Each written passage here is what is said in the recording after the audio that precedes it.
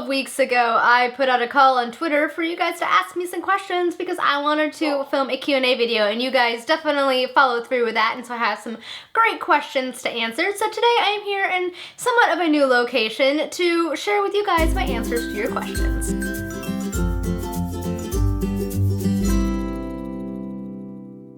Hello everyone, it is Samantha, and I am coming to you guys from a Sunday morning. So I have my coffee, and I'm on my bed in somewhat of a new location, so you guys are kind of getting like half a room tour here. Like, I have a sword.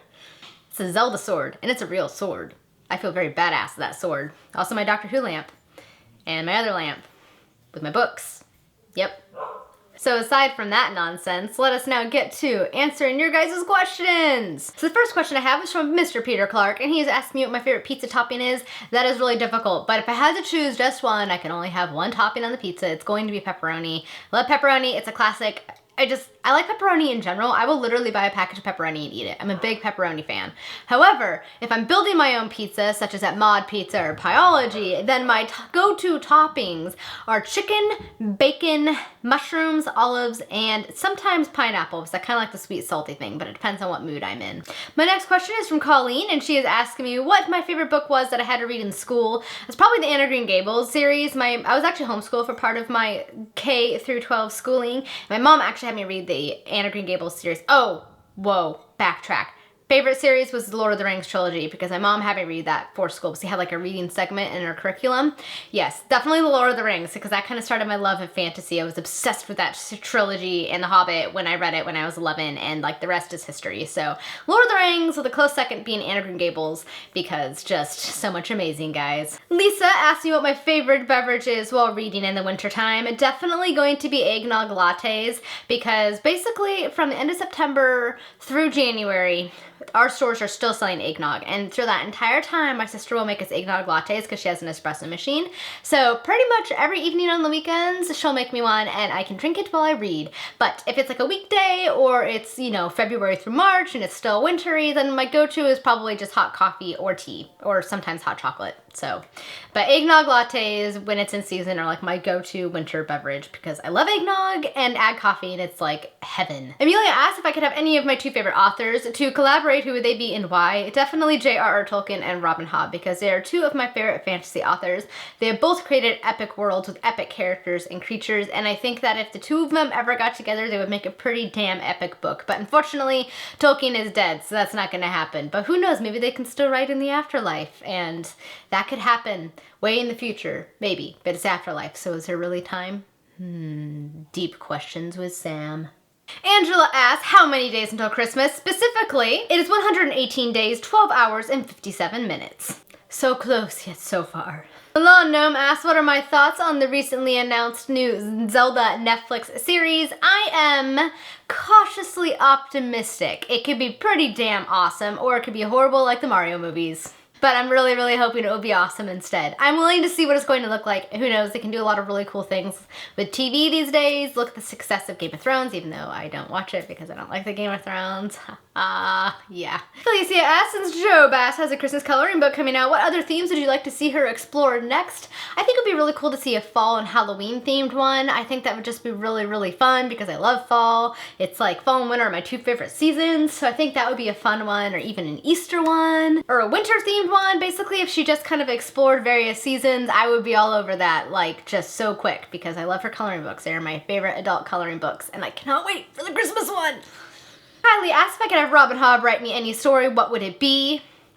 Well, I would love a prequel series featuring the Fool, like his early days from a childhood on until be like before he came to the Six Duchies. I would love to see her write that story because I want to know more about the Fool. He is one of my all-time favorite literary characters, and so anything else I could get about him would just be pure epic and awesomeness, and definitely what I would request if I could request her to write a book. Nicole asks the most annoying comment, question, what have you that I get asked either IRL or on the internet. That is a tough one. What is something? Oh. It's not really a question, but I get the comment, oh, are you in high school all the time? Which gets really old. I'm 28 years old. I'm not in high school. I'm not. Or if I say I've done something or something I may have accomplished, and they're like, oh, you've done that so young? I'm like, I am 28. I'm not 16. I recently somebody recently tried to give me a high school discount because they thought I was 16, which I probably should have just gone with because discount, but I have pride.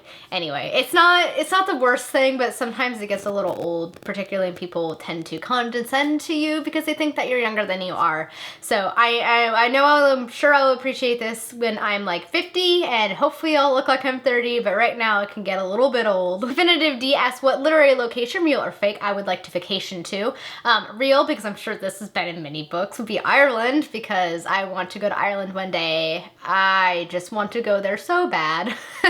And then for fake, probably Middle Earth. I always say that, but it's true because it just seems beautiful, and I want to meet all of the elves and the hobbits and live in a hobbit hole because that's the dream right there. When are you coming to Texas? Oh, Amy, that you guys are hot and humid, so that may never happen. Just however, you guys also have Tex-Mex. She also asked if the doctor showed up, where or when would I want him to take me? Probably ancient Egypt or ancient Rome. I think it would be really, really fascinating, or even ancient Babylon, just to see how people lived in ancient times, like truly see how they lived, not speculation based upon archaeological findings and things. I think that would just be so fascinating, and something that I often wish I could do is to go back in time and see how people used to live, which I'm sure is probably not that much different than us. It's just that we have more technology now. Dan asks, if I could hang out with one Firefly character for one day, what would it be? Why are you asking me this difficult question? That is so hard. Why? If I had to choose just one, it would probably be Wash, because he was one of my favorite characters, and yeah, I'm still not happy about that ending. But he's definitely one of my favorites, and I loved him and his personality. You know, he kind of still had that good sense of humor and childlikeness to him that I really enjoyed, so I think he would just be a fun person to hang out with for a day. Ted asks if I believe in any sort of afterlife. I do, in fact. Laura asks, how do you protect the current book you are reading while you're commuting to and from work? I just kind of hold it. I don't really put it in my bag or anything. I literally carry it to and from work and then put it on my desk when I get there, so I kind of always have it in my hands. Yeah, if it's really small, I might slip it into my bag, but 9 times out of 10, I'm carrying my book. She also asked, what are some of the things you absolutely must have while you are in public? Book. Book is a must. Always must have a book. My wallet, money, of course. I also like to have lotion and hand sanitizer because you never know what will happen, as well as Advil, because headaches happen very quickly sometimes. I also like to have headphones because most of the time I don't like to wear my headphones while I'm on the train because I like to be aware of my surroundings, what's going on, but sometimes there's that one person who will not shut up and has a really annoying voice, in which case the earbuds go in, so I always try to make sure I have a pair of earbuds on me. Shelby asked, what is my favorite time of the day to read? Definitely evening. I get most of my reading done in the evening, from, if it's the weekend, from about 5 o'clock to 7, and then kind of have some family time, and then again from like 10 to whenever I pass out in my bed. But definitely in the evening is when I get most of my reading done. Let's Book About It asks, if I could move to Hyrule, where would I want my home to be? If I had to choose one, I'd probably choose the Lost Woods and, you know, near Link's home there, because it's really pretty, and I like trees, and I like the forests, and I would just like to live in a forest. I'd build myself a tree house, and it would be amazing, and I'd hope that all the bad guys wouldn't get to me. Philippa asks, what is my favorite game console? Hands down, the Super Nintendo. It was my first console, and it will always have a very special place in my heart. Plus, some of my all-time favorite video games were on that console, so definitely Super Nintendo. Rio Reeds asks, what book can I recommend to anyone? Definitely Robin Hobb. Is that really a surprise to anybody? The Farseer trilogy is amazing, and I think it's a great place for anybody to start, whether you're a longtime lover of fantasy or if you are new to fantasy. And I just love it. I think it would appeal to anybody, even literary fiction lovers, because it's kind of like fantasy for literary fiction lovers. It's very much character focused, and I love it so much. But if I had to choose another one, I'd probably say A Christmas Carol by Charles Dickens. It's a great place to start with Dickens, and it's one of his best works, plus Christmas, so that alone makes it awesome. Amanda asks who my least favorite doctor is and why. That is a tough one. If I had to choose one, I'd probably say Six, though I think he was more a victim of poor writing than anything else. He kind of got shafted, I think. But if I had to choose one, it would probably be Six, with 2 taking a close second. I mean, I don't mind 2, but sometimes he would get kind of on my nerves. But yeah, those 2 are probably my least 2 favorite doctors. Michael asks, so what or who is my favorite type of book or author to read around Christmas time? Well, fantasy, I definitely read a lot of around Christmas time. That's primarily because I read fantasy 365 days a year. But I definitely gravitate more towards classics, not only in Christmas time, but definitely in the fall and winter months in general, specifically Dickens. I always try to read A Christmas Carol every year. My family and I, we used to read it every single year at Christmas Eve. We'd all have to take turns reading parts of it until it was finished. And I meant to reread it last year because we kind of don't do that tradition anymore because people kept falling asleep. But I meant to read it myself last year and then I forgot. But in general, I tend to read a lot of classics during Christmas time, and particular Dickens, as well as Ellen Montgomery and Louisa May Alcott. They also have some very short stories centered around Christmas time that I like to read as well. Dick's Books asks, the doctor appears in your home to tell you that your kids are in trouble. How far would you interfere into your own future? As much as I possibly could, because I don't want anything bad to happen to my kids, but I don't know, that's a hard one. I mean, if it's going to basically destroy the world, then obviously I can't do anything because they're going to, you know, end up being harmed anyway if the whole world's going to end. But I would definitely do as much as I possibly could without harming tons of people. Maija asks, who is my favorite Three Musketeers? My favorite is probably Aramis because he's so ridiculous, because he's constantly acting like he's going to enter, you know, and become a man of the cloth, but then he also is like totally into women and gossiping and, you know, plots and things like that. So he just makes me laugh because he's kind of a hypocritical character at times, and he's just ridiculous. And when I was reading the series, his antics I kept finding them very humorous. She also said, what fictional food or drink would you like to try in real life? Probably lembas bread. I'm not sure if I'm saying that right. From the Lord of the Rings, it's the elves. It's the bread that they give to the hobbits and the other party of the fellowship. And I don't know why, but I've always imagined it being a chocolate wafer. That's how I imagine it would taste, but I think it would be really fun to try some elvish food because I have a feeling it would be pretty damn tasty. Jen asks, what's the one thing that you can't leave the house without? Well, if I'm going to be gone for a while, definitely a book. Can't leave without my phone, and I always have to have some type of like Advil or something on me just in case of emergencies. So I asked, who is my favorite Tolkien character aside from hobbits? Definitely the elves. I've always wanted to be an elf, even though deep down I know I'm really a hobbit, but I think it would be really cool to be an elf. They seem very majestic and beautiful and just badass, and so I love the elves. I love them. She also asked if I've ever watched classic Doctor Who. I have indeed. I haven't watched all of them, but I have watched a good chunk.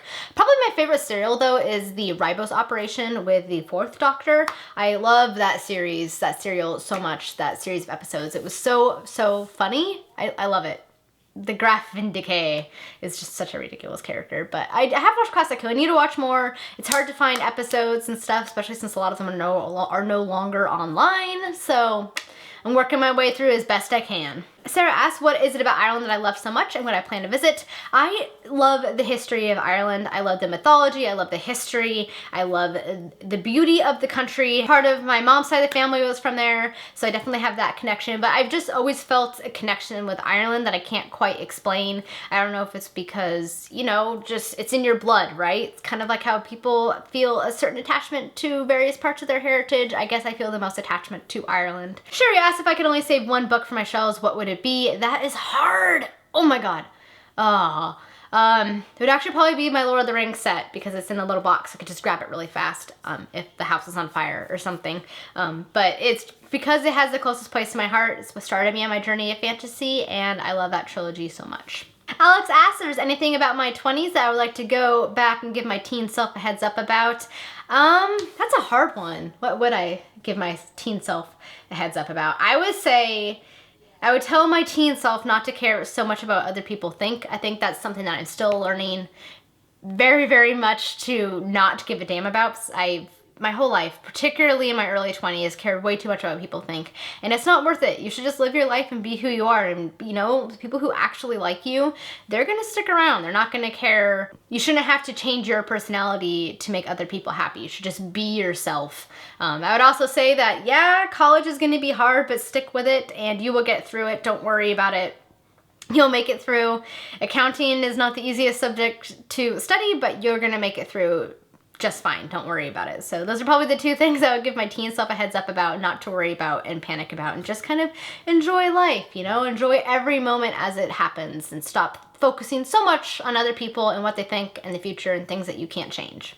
All right, guys, that is it for my Q&A video. I hope you guys enjoyed seeing it. And a big thank you to everyone who sent me a question. They were a lot of fun to answer. Thank you guys so much for watching. Have a great one. Till next time, bye. What literary vacation, real or imaginary?